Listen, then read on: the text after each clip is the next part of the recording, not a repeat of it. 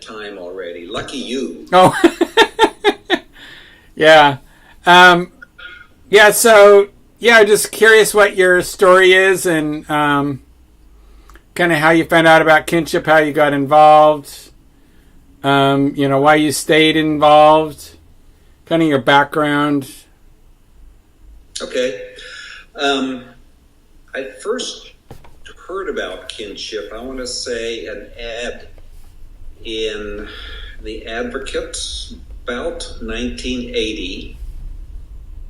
It was after their first camp meeting, but before the second, because I went to the second camp meeting, and at that time I was very involved with the church, played the organ occasionally, sang in the choir, all of that kind of stuff.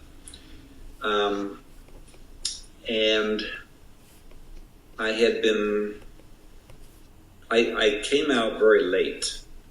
And at that point in time, I still had not fully come out, but at least inwardly I had. I'd been reading The Advocate and reading other books, and had come to the conclusion that being gay was A-OK, despite what the Adventist Church said and still says about it.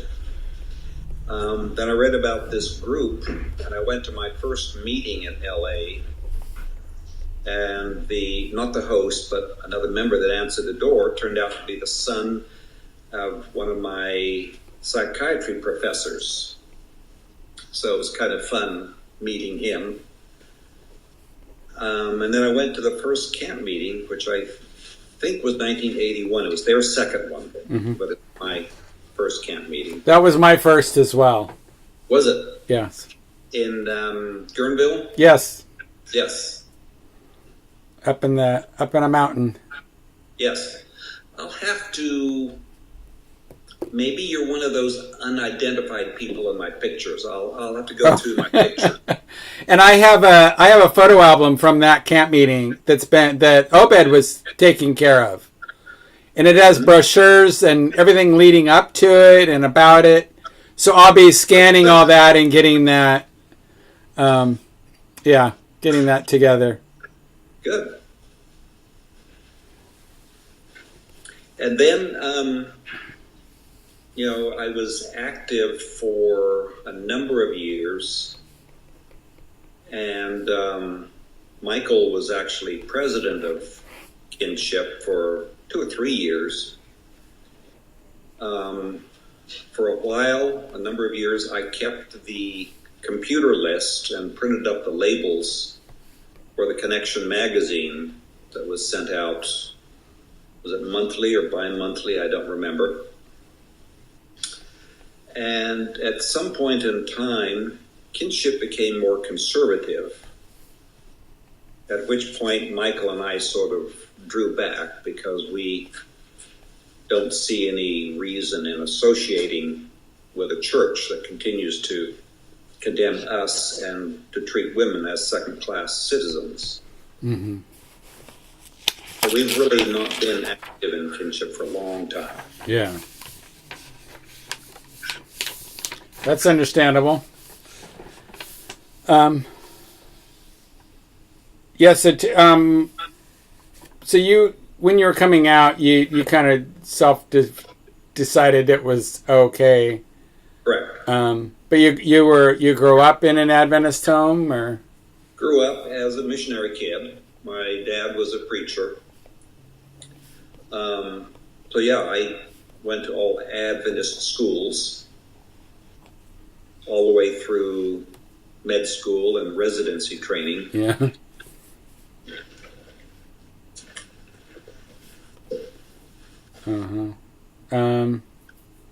What can you tell me just some of your experiences with Kinship, and I mean just as far as the community and camp meetings? What's kind of some highlights of camp meetings? Or they've all been positive experiences. I enjoyed all of the camp meetings.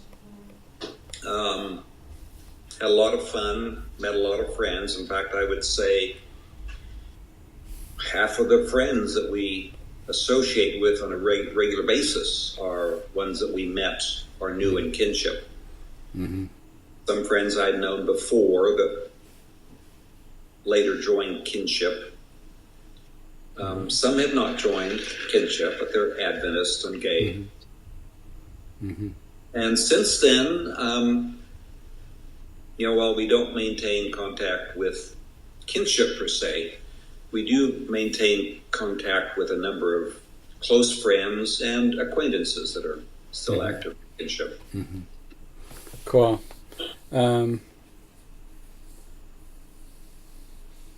I'm just looking at notes and seeing what. Do you have if you think of anything, just looking to see what people's their experiences and. At one point, kinship got more conservative. Was that more in the meetings and just the whole approach, or how? From what I recall, it was pretty much the whole approach. Previously, kinship was very. We tried to keep it sort of neutral. So that the liberals, those that wanted to drink, God forbid, would feel welcome and completely at home, as well as those that may be coming directly out of a lifetime of Christian servitude in Adventist schools, that they would feel at home there. Mm-hmm. And it evolved more into what we interpreted as, conservative Christianity is the only way, and that's the way we're steering kinship. Mm-hmm. And that's fine, because there's a place for that, but it was not the place for us. So I'm not being critical. Exactly. Right. Exactly. And there have been some other people talking about that tension or that challenge of how, if members are wanting one thing and others members are wanting another thing. Right. How do you navigate? How do you navigate that?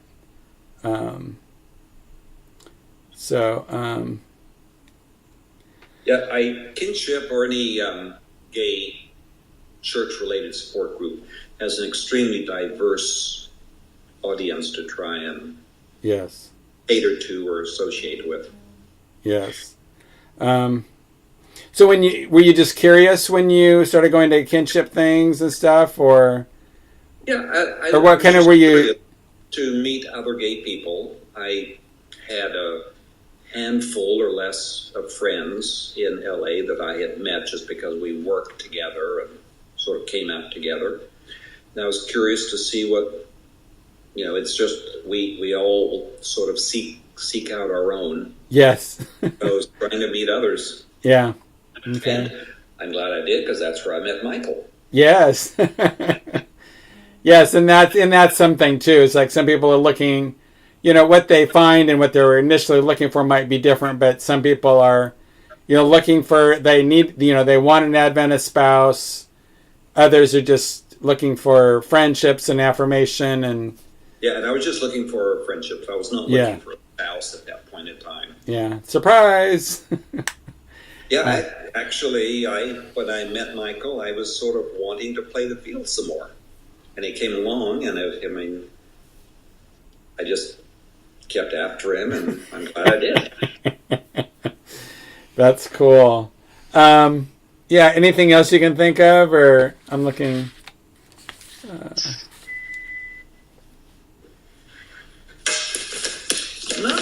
Not really. That's sort of my story. Okay. 1 second, Peter. Michael, come in. Okay, we had a friend that's coming into town just walk in the house, so I'll just say hi to him. Yeah.